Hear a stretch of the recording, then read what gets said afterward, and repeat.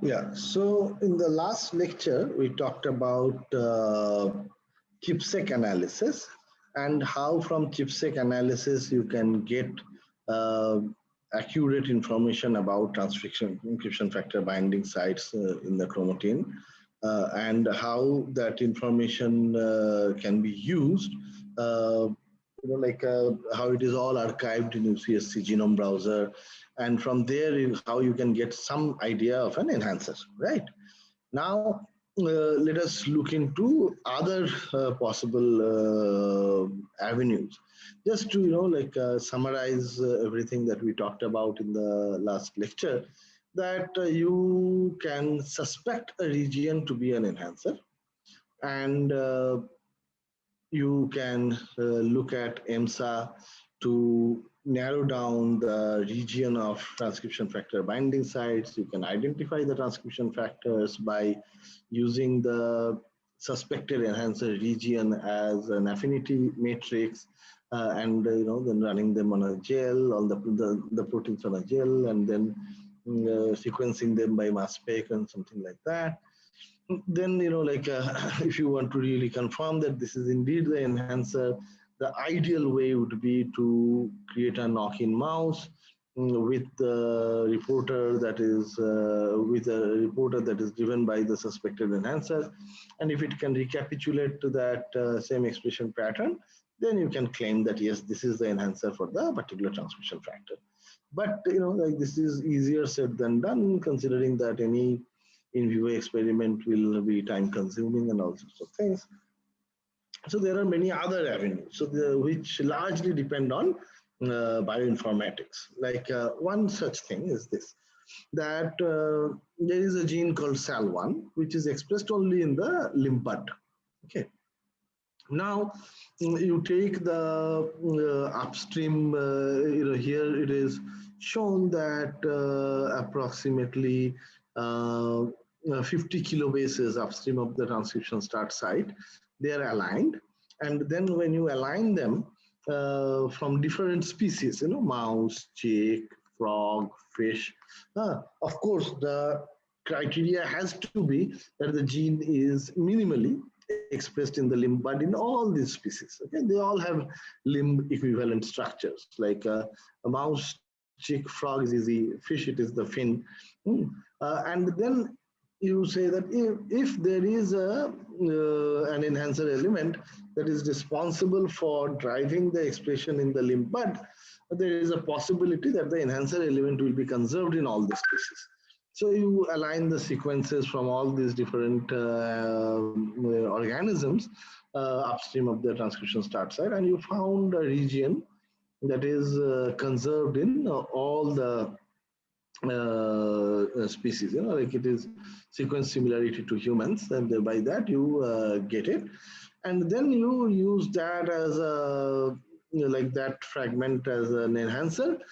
So the way it will be happening is that this is your suspected enhancer, then you put a promoter sequence, then you put a reporter. In this particular case, they used alkaline phosphatase as a reporter, and you see they have done mouse egg microinjection. This is the transgenesis technique, right, in the female pronucleus.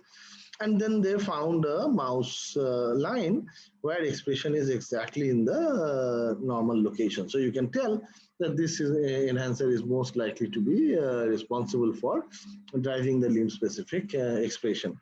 And then you can do further fine mapping, IMSA and ChipSec and all those kind of experiments to figure out what are the transcription factors that bind to this enhancer element. And then you can get the whole picture. So that is one way. But the problem is that, this technique of evolutionarily conserved genomic stretches driving tissue-specific gene expression is an approach that has worked in multiple examples, but you only know the successful ones. There are many which have been attempted and they did not work. So these successes are touted to be more of exceptions than the rule. Nonetheless, this is an effective avenue to proceed with. Okay, you should look into this kind of an approach, but there are many potential problematic issues that you may find here. But a very good bioinformaticist may be able to make sense out of the genomic region. So going back to the original question, that if you know a set of genes which is expressed specifically at a particular place in a particular time, and you want to know what are the upstream regulators, and if fortunately you know the enhancer expression information for any one of these genes, then you can go use this kind of an approach. If you were successful, you will get to know some transcription factor binding sites, some transcription factors and their corresponding binding sites. Then you can see whether the same transcription factor binding sites are present in the upstream regions for the other genes. So that is, like extending the study further. You can do that. Now, coming back to the original definition that I have been trying to tell you, that transcription may be considered as a process where the rate limiting step is the recruitment of RNA pol 2 to the promoter. And this regulation of transcription can be viewed as the mechanism to vary this rate, the rate of recruitment of RNA pol 2 to the promoter. And since the promoter sequence is largely invariant, this variation must come from the enhancer.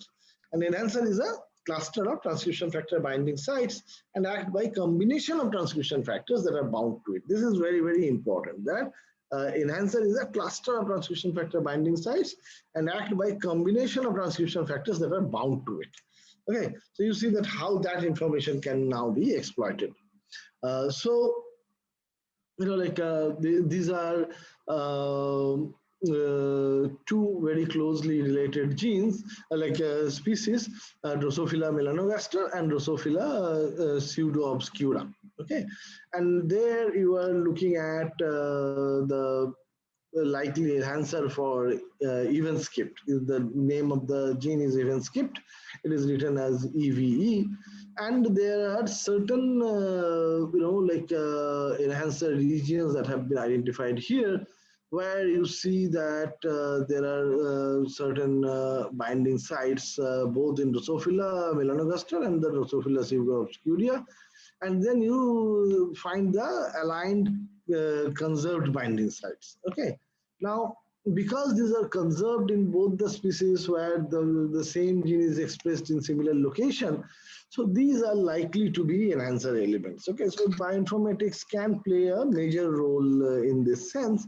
So you can go for closely related organisms and go for this kind of binding site analysis. But obviously the question that you will need to ask is, where do I get all this binding site information? So Drosophila, for certain regions of the chromosome, they have pretty extensive information. For humans, we do have some information in the form of UCSC genome browser. But if I am not mistaken, the last time I checked, it had data for only 126 transcription factors. Very few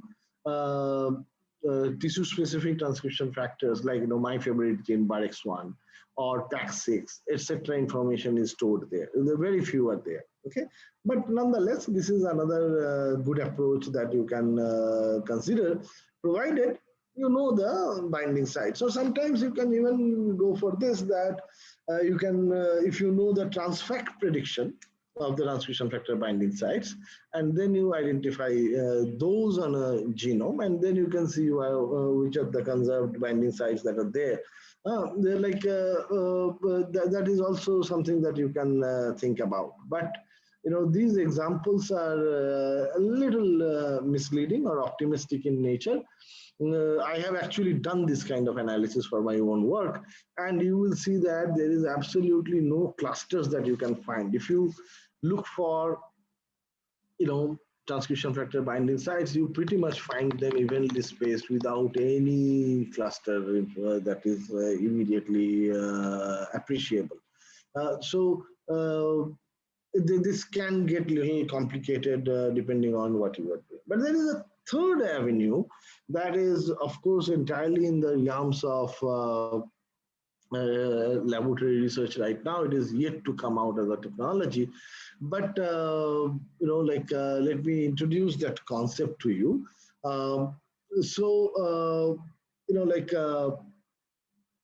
let us uh, reiterate that enhancer is a region on the genome that is a clustered that is a region or a cluster of transcription factor binding sites. That is the thing.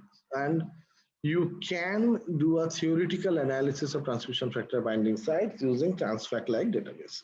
As I told you earlier, that just transfac the database information has not been very productive in terms of finding the enhancer regions and or critically important transcription factors that I know of. Okay, I have never come across a paper where they said, look, from transfac we predicted this site and this site turned out to be true.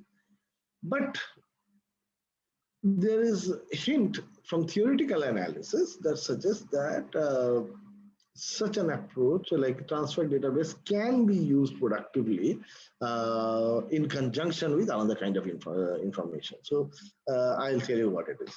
So I'm not getting into this how the mediator acts because we have extensively discussed that. Now let me tell you about a very interesting experiment that was done. Well, this is a paper published in Science. What they did is they took mouse and they put a drop of silver nitrate on the cornea of mouse. Okay, with a drop of silver nitrate, the cornea gets burnt. It gets burnt. Then you wash it with saline water. Okay, and then immediately a healing response starts. Okay, because it got burnt, so it starts to heal. If you want to know what are the genes responsible for triggering the healing response, then what this group did. They collected the corneal tissue at 15-minute time point, 30-minute time point, 1 hour, 2 hour time points, very closely cropped time points. And then they tried to see what are the genes that are coming up at different points of time.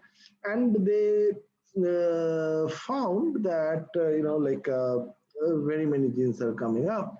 And they could cluster them, the genes that are getting upregulated or downregulated simultaneously in the same tissue, that is cornea. See, like for the healing response, some genes expression will be downregulated, some genes expression will be upregulated. So typically the red is downregulated, the green is upregulated. So if they do such clustering, then they find all sorts of different kinds of clusters. In this case, cluster simply means identical, regulatory output. Meaning, if some genes are getting upregulated and some are downregulated, then they are not part of the same cluster. But if all the genes are getting downregulated simultaneously, or all the genes are getting upregulated simultaneously, then that's a cluster. Okay. So then they took all the genes that belong to a particular cluster, like cluster 2 in this case, like this one. Okay, so they took all the genes that are getting, so you see how these are clustered, that their expression went down at time point T1, stayed more or less the same at time point T2, then time point T3, their expression went down further, like they see some kind of a pattern. Okay, then they took them and did this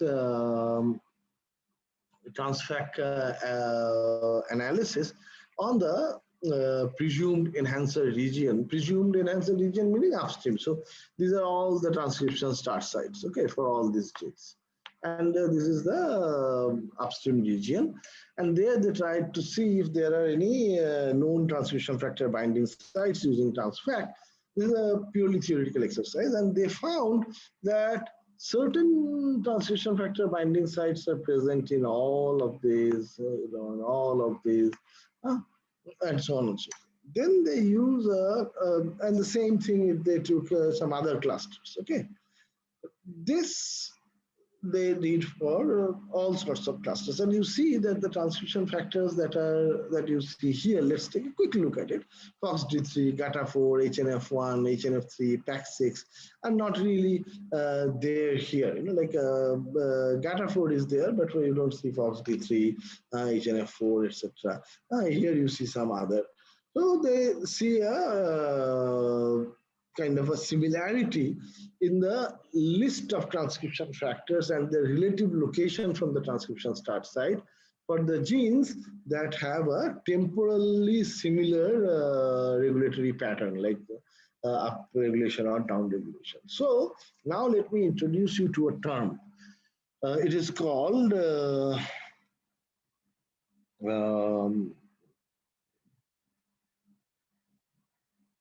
this is called Synregulated cluster. Synregulated clusters. So synregulated genes, meaning genes which are expressed in the same place at the same time. Another time, synregulated genes mean genes that are expressed in the same place at the same time. So these are all genes that are expressed in the same place at the same time. Now, if we go back to the concept of transcriptional activation, is that it is the enhancement in the rate of recruitment of RNA pol2 to the promoter.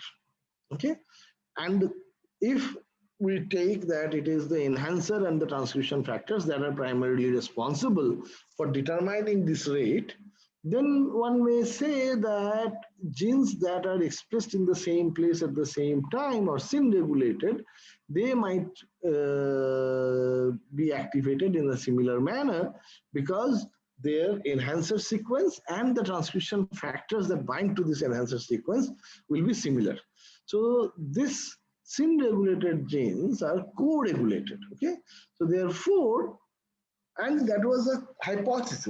This is the first proof, albeit theoretical, but it's a proof nonetheless that when they get clusters of synregulated genes, they see a similarity in the transcription factor binding sites, predicted transcription factor binding sites in the predicted enhancer region.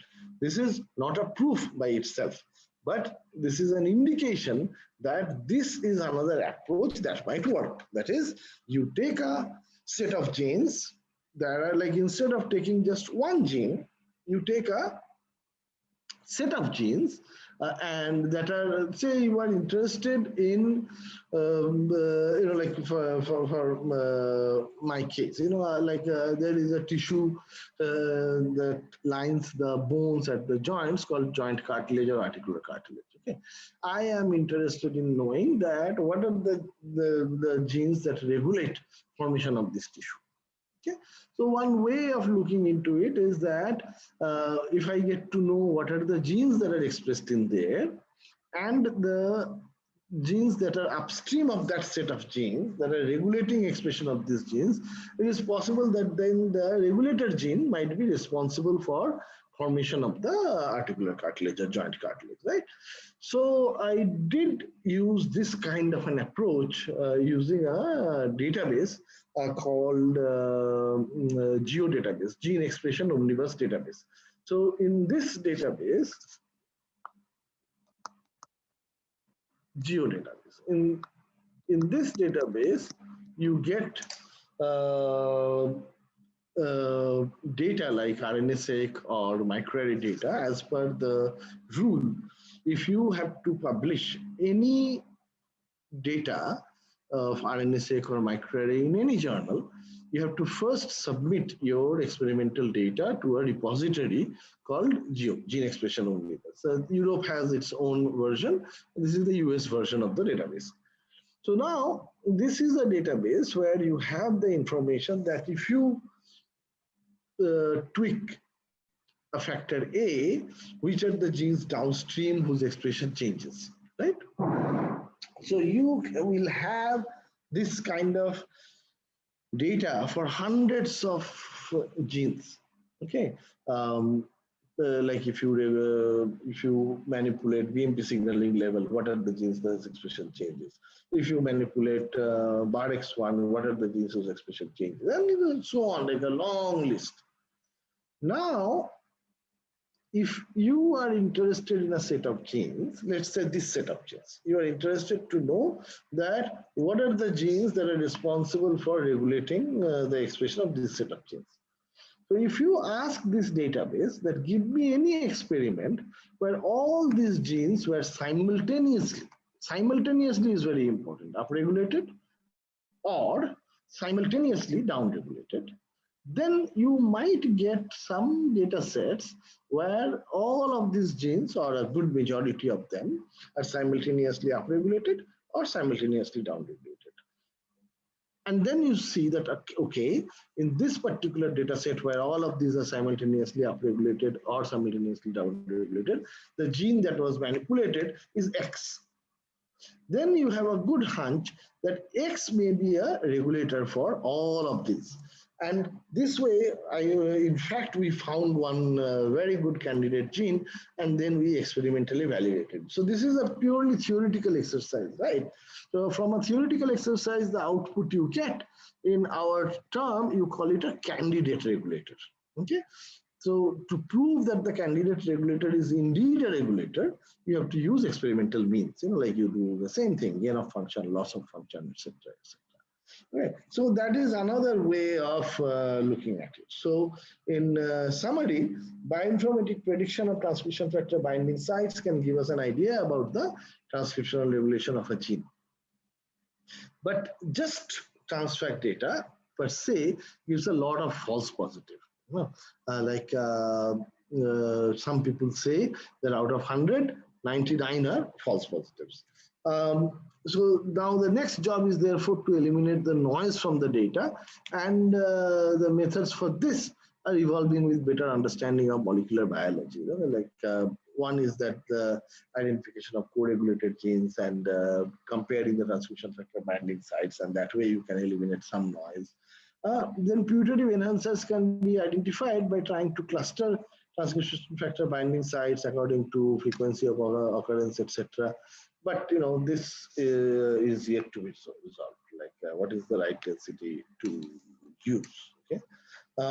Then assuming enhancer for the same gene in related species to be of conserved nature, the list of putative real enhancers can be further down, narrowed down. And then, assuming enhancers for correlated genes in a given species to be of conserved nature, the list of putative real enhancers can be further narrowed down. So, just to, break it down a little bit more. So here, what you are doing is that you are going for the same gene in different species. So that way, you have certain candidate enhancer regions because of specificity, like sequence conservation among different species. Now, if you do that for multiple co-regulated genes, and then you go for the next one, that among the multiple co-regulated genes, which enhancers look more similar that you get from this analysis from step 5, then that can narrow it down further, and that can be a very good approach to narrow down the enhancers in the cis and trans factors. And then once you have these high confidence putative enhancers, you can use them for reporter assay, using transgenic mice. And the chip or like a microarray or chipseq data, those can be further helpful if you have those kind of data. So now the question that remains is how to generate the list of co-regulated genes. Okay. So there, you can use all sorts of different kinds, the one example that I gave you is that burning a tissue and then look at the healing response. That's one way of looking at it. In certain species, there is regeneration of the limb. So you can cut the limb, and when it is regenerating, you can take the cells from the regenerating tissue, and that will be another way of looking at co-regulated genes. There are many ways, but there will be certain problems too. Like you can think about, what are the likely problems. You need to think deep because, as I said, that every time you are getting a data, the data is always right. But are you using the right kind of controls to eliminate what is noise and what is real data? That will be the real challenge. So, this way you can get something. But see, all along, we used one assumption. That is, the enhancer will be close to the gene. Okay, if you look at this thing, okay, so we are assuming that because these transcription factor binding sites are close to the gene, this gene, UCCRC, so these are likely the part of the enhancer, like the binding sites for these transcription factors are likely the part of enhancer regulating expression of this gene. But there is no hard and fast rule, right? Until and unless you test it, you will never know. Say you tested it and you figured out that these are not, okay? Because enhancers can be very long distance away, and upstream, downstream, all sorts of things can happen. So, and such things exist that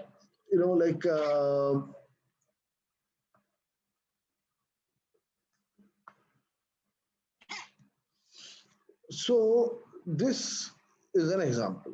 Campomelic dysplasia translocation breakpoints are segregated over 1 megabyte base, 1 megabase proximal to SOX9, meaning first of all, this is not just 10 kb, 5 kb, this is 1 megabase upstream of the transcription start site, that too not in one place, it is scattered. Okay, so what it means is that the enhancer region is not necessarily in one cluster. It is multiple clusters. What we were discussing during last discussion 14, that this concept of super enhancer or additive effect of multiple enhancer elements. This is an example from 1999, while the controversy has started, like the debate has started only recently, like 4 or 5 years back. That is one example. Like for Sonic Hedgehog, the enhancer that regulates expression of Sonic Hedgehog in limbud. Okay, Sonic Hedgehog is a very popular gene for us who study limb development. That is, few megabases away. Okay, so these kind of enhancers by the approach that I just described will be extremely difficult to find out. Then there are even more complex manner.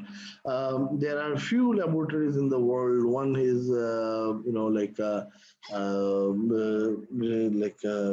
sitting you at Harvard Medical School. She studies an effect called transvection. In transvection, the cis element is not really a cis element. The DNA element that regulates transcription of another gene is actually in the different chromosome altogether. Okay, that's what is transvection. And you can rationalize it by considering the three-dimensional structure of the chromosome, that a certain stretch of nucleotide sequence may be in a different chromosome, but very close to the transcription start site on another of a particular gene on another chromosome. And that's how, even though it is in a different chromosome, so in that sense it is trans really, it can still regulate expression of your gene of interest. So, and it has been shown that the three-dimensional architecture of the chromosome if you alter that, it can seriously alter, the gene expression pattern. So, so you can see that the number of unknowns are quite high. So this kind of an analysis is not as simple as one may think. And then there is, like radiated gene expression. These are all very long range DNA interactions. Okay, so all of these are there. So like what do you do? So you eventually have faith in serendipity, like some strange way you will eventually find it is. So right now, honestly speaking, our experimental approaches and intellectual ability both are limited to attack this problem in a very definitive manner. Like while to identify downstream targets, we have very definitive approaches. Microarray, RNA-seq, you can do it. But to study the upstream, you need to have faith in serendipity. Okay. So then there are certain other aspects about this DNA protein interaction. We will take it up in another lecture. Okay. So for today, that is it. I will continue on this topic in another lecture.